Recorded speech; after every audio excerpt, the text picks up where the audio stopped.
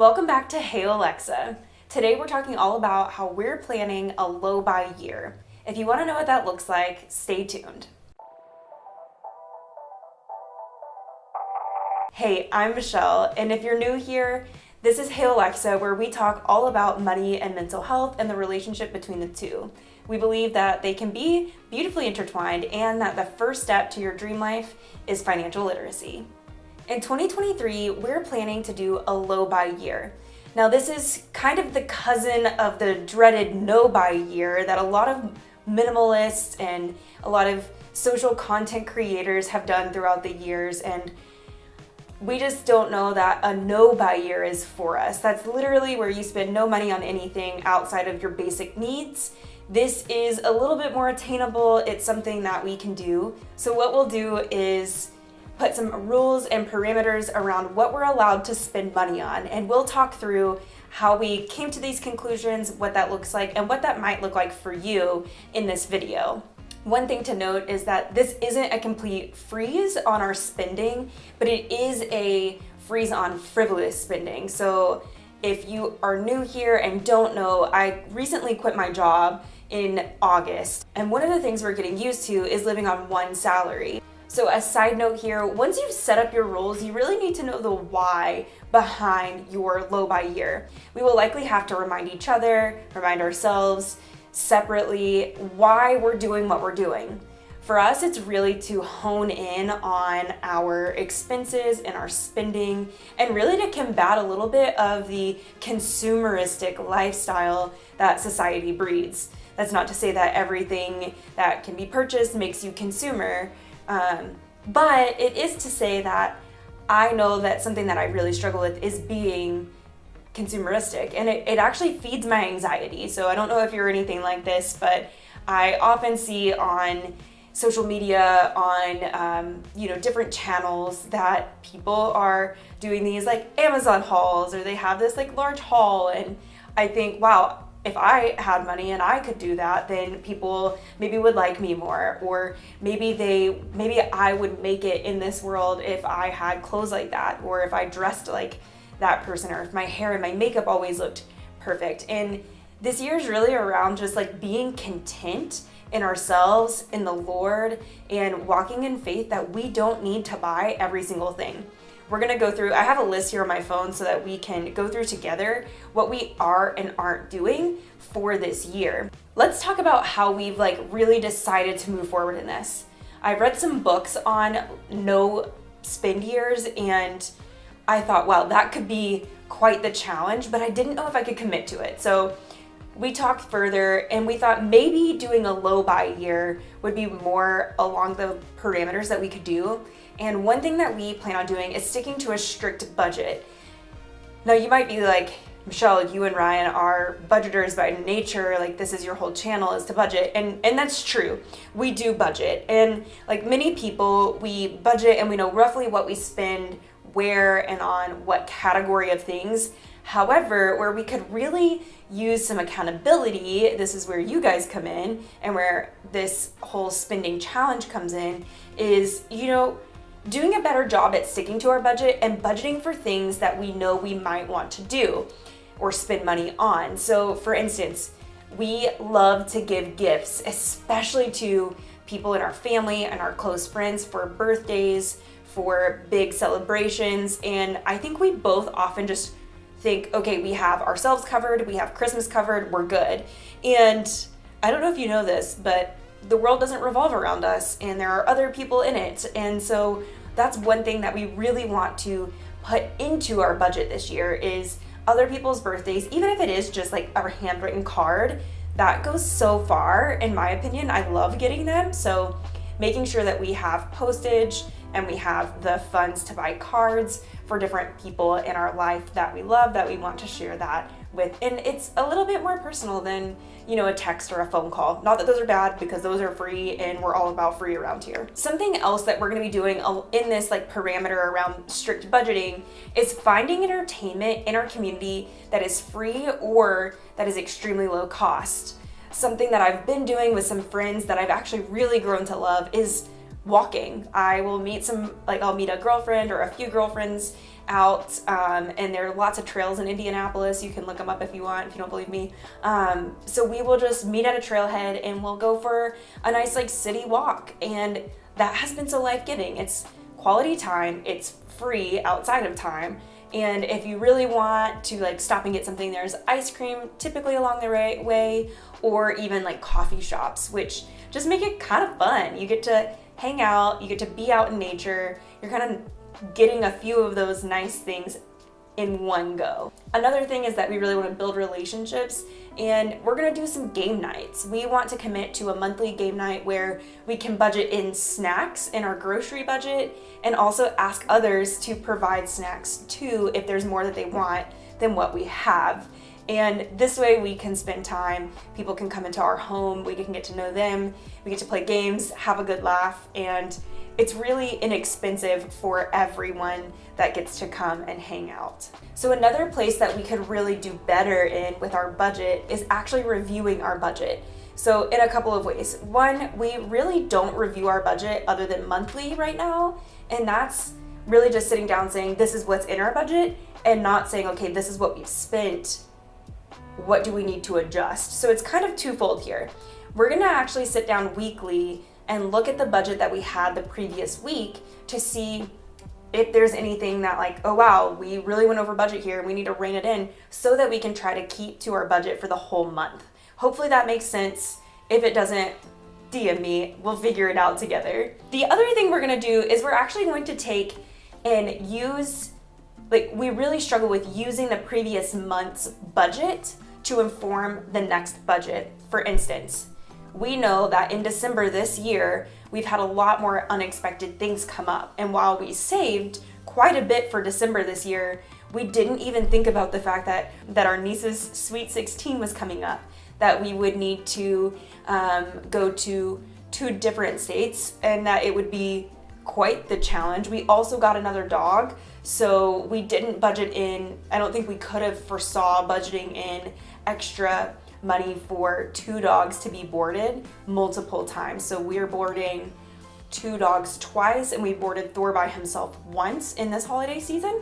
So just bear that in mind, like having a bit of a buffer is really good. So we'll inform this year's budget for December, for next year's December budget. However, we'll also go through and say, where are the expenses that aren't holiday expenses to inform January's budget? So food, eating out, gas, all of those things that like we can control, we're gonna look at and see where we maybe can dial it back in, or where we need to add extra money to. Sometimes you really do just need to add a line item to your budget. So food for thought. One of the things that we plan on doing is a little controversial. You see, Ryan and I actually really love to travel. If you haven't noticed, we've been in and out of town a lot. 2 videos ago, we were actually in St. Louis at at Ryan's brother's house, and our sweet nephew, Cohen, let me use his room to film because he had a great tree backdrop with all the Harry Potter figurines. So shout out to Cohen for letting me do that, which is why we are filming today before we get on the road. Because we love to travel, we really wanted to figure out a way to be able to do that, because it's honestly just not in our budget this year to be able to travel. And oftentimes on a low buy or no buy year, people will say travel's out, we're not doing it. We don't want to do that because we do live further away from our families. We live roughly 9 hours from my parents and my family, and we live about 4 from Ryan's side of the family. So, that's just not an expense that we're willing to cut. But we have decided that we're not gonna spend our own money on it, and I'll explain that. So we've decided to hack our way to travel. So we're gonna use a credit card, which we already have. All of our everyday expenses are gonna go on this credit card. We both have access to the same account, and what that's gonna look like is we're going to put all of our expenses on this card, on this account, and then after 3 months we get a bonus, and then once we get that bonus, we'll be able to hopefully go to Europe this year. We have some friends in Germany, if you didn't know. Of course, we have friends in the Netherlands and also in Austria. So we have lots of friends in Europe that we would love to see, and we plan on hacking our way there. So here's where the rules are coming in. We're choosing not to buy specific things, and this is where it's gonna get really tricky because most of this is on me and not on Ryan. My sweet husband is one of the most frugal people you'll ever meet, and actually when we first met and we first got married 2 years later, we really had to have some like stern conversations around, bro, you gotta like spend a little bit of money on some things, like give me a little something, because he loved when I spent money on things to make like our home feel cozier, but he didn't want to actually spend the money on it prior. It was always a fight prior to getting it. So learning how to compromise and how to make our home cozy on much less has been quite the fun challenge for me, and it's been a compromise for him. That's actually where Budget Wisely, Compromise Kindly started, was us trying to figure out how to live together, because he was frugal and your girl wants a cozy, fun space, and it was quite the dichotomy of opinions. So here are some things that we're not going to spend money on. The first thing that we're not buying this year is actually books. So if you didn't know, in the last year, I tried to read 52 books. I think I reached like half of that goal with everything going on, so still proud of it. But next year, I do plan on doing the same thing, which is 52 books in 1 year or a book a week. And that one gets really pricey. I was buying these books on like Thrift Books, I think is the name of it, or like thrifted books, and trying to get things that were secondhand. And that was great, but even if you like take and do, I don't know, some of these books were still $10 to $20, even thrifted. Let's take the average of around the $7 mark. That's still almost $400. That's $364. That doesn't include shipping and handling. So as you can see, like that's still quite an expense, and there wasn't really a space for that expense and outside of like my fun money. And I think I would rather spend my fun money on other things or save it for things like, I don't know, like traveling. So that's the first thing. And the reason I think that I should be able to accomplish this is because Indianapolis is like filled with libraries. So I think that I could get a new library card, purchase that, do the one-time purchase, and then make it a habit to go to the library once a week, the same day. It also gets me out of the house. It helps me have a routine. So that's kind of my thought process here. I will keep you up to date on how that goes, because if I'm honest, I don't know. Okay, you guys, this one, we're gonna see how this goes, because this one's gonna be big. So another thing that we're not gonna purchase is clothes. What I mean by this is new clothes that are not needed, that we don't have any use for outside of we want them. So what I'm not saying is like we're not able to replace clothing that needs to be replaced. So for instance, we wear through socks very easily. I think buying socks like once a year is a fair purchase. It's replacing something that needs to be replaced, as long as it actually needs to be replaced. I need some like really warm socks because we now live in a colder climate. So that will be something that we purchase. I need some like crew socks that don't show when I'm wearing them with certain shoes. So that will be purchased. Anything that needs to be purchased that is replacing something that is broken or cannot be mended. So the idea around this is that we mend, replace, we mend and fix things before we just go out and replace it. If we are replacing, the idea is that we would replace it with a thrifted purchase first prior to it being a brand new purchase. Now, we'll see how this goes. Again, I'm pretty convinced that this is gonna be the tough one because I love buying clothes, but I don't need them. I have so many. I currently have a closet upstairs in our attic. I have a, what are those called? I have a cedar closet upstairs that has so many of my old work clothes because I don't have anywhere to wear them. This is what I wear on the daily basis, like a t-shirt, maybe jeans. Most of the time, if I'm honest, I wear a t-shirt and like sweats. So it's really not a need at this time.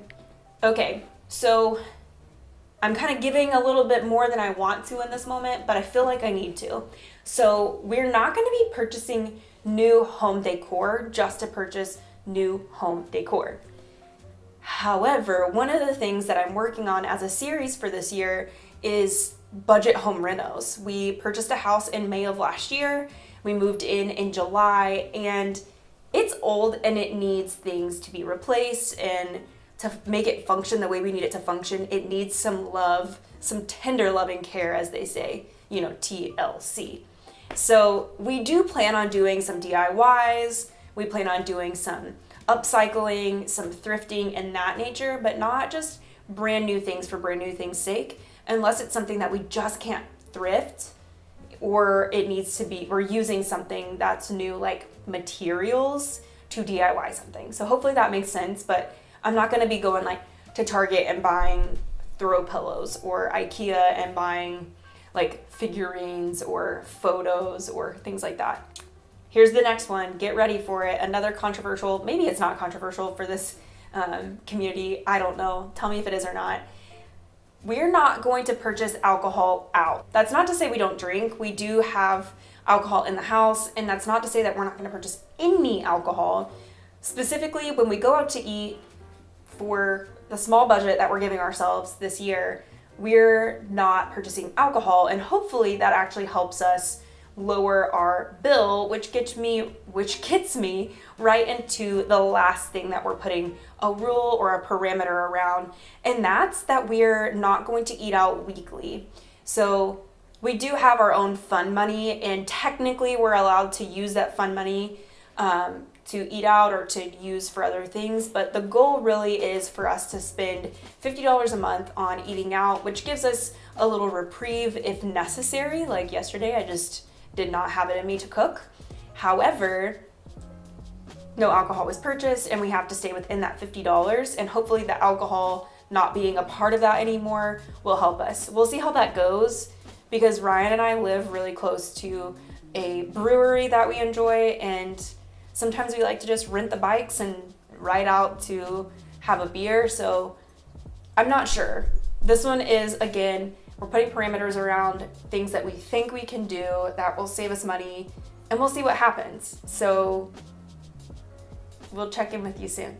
And speaking of checking in, that's how we really plan on managing this entire low budget, low buy year. Because often it's like thought of as a dreaded low buy year, like, oh my gosh, how are you gonna do this? And the biggest thing is that we plan on having like a 30-minute to 1 hour meeting each week where we just check in. How are things going? Are we doing okay? Is each thing that we've set, is each budget that we've set, like for the categories, is that actually doable? Do we need to add something to the budget or put something back in? Like, is the $50 enough? Do we need to add it back up to 100? Do we think that like not having any alcohol in our budget whatsoever is gonna work? Just having open dialogue conversation around these things is really how we plan on mitigating all anxieties. And again, going back to number one, which is following the budget and saying, okay, it's not in our budget. And that's where Ryan and I really balance each other. I tend to want to buy everything, and Ryan's like, whoa, girl, you got a list. Something I wanted to make sure that you guys had was some resources around what other people have done as like no buy years or low buy years. And I've made kind of a list of what most people do that we're not doing, so that you can kind of decide how you want to make this happen for yourself. So a lot of people, like I said, a lot of people have said in no buy or low buy years, eating out, any kind of restaurant, eating out, extra, like alcohol, travel, any of those things are completely off limits for most people. So if this is something that you want to try and you want to be really strict or think you can be really strict, or maybe you live close to family and your friends and you don't really need that budget, cut them.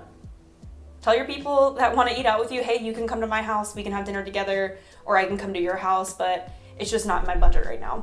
I don't know about you guys, but when I worked full-time, I got my nails done, and that was actually one of the first things that was like cut out of our budget when I left my job, was getting my nails done every week. And it wasn't every week, it was like every 2 to 3 weeks.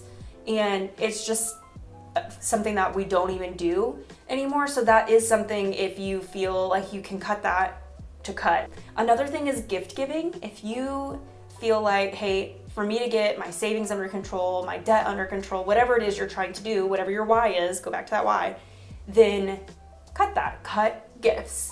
Maybe do a smaller budget and do DIY gifts instead of doing like a lavish gift maybe that you normally would do. Okay, in the book that I read, and I'll link it below, it was kind of an interesting book. She actually said no entertainment whatsoever. And some of the things she found in her no buy year to do were hysterical. Like, she convinced some of her friends to go in to like a free, I think it was like a free class, and she thought it was like improv or something like that. And actually they had to pretend to be animals, and they were like being their like spirit animal, which was hysterical to read. However, if it's not, like, just bear in mind, there are other things you can do. So entertainment could be one that you completely cut out if you want to. Also, like getting your hair done. I personally like to keep that in our budget because it's something that is like a self-care situation. I don't do a lot for myself. I don't do my nails, like I said. I don't wear a lot of makeup most of the time. So getting my hair done is something that I'm keeping. But if you can and you don't do that, you can cut, like maybe dyeing your hair and just getting it trimmed, or going somewhere more budget friendly to get it trimmed as opposed to a really nice salon. So those are just some options, some things that you could do. I would love to hear what you would do if this was something that you were doing this year. Are you doing a no buy year or a low buy year? What are your savings goals this year? Let me know. Reach out. I'd love to hear from you. As always, don't forget to budget wisely, compromise kindly, and be authentically you. I'll see you in the next one.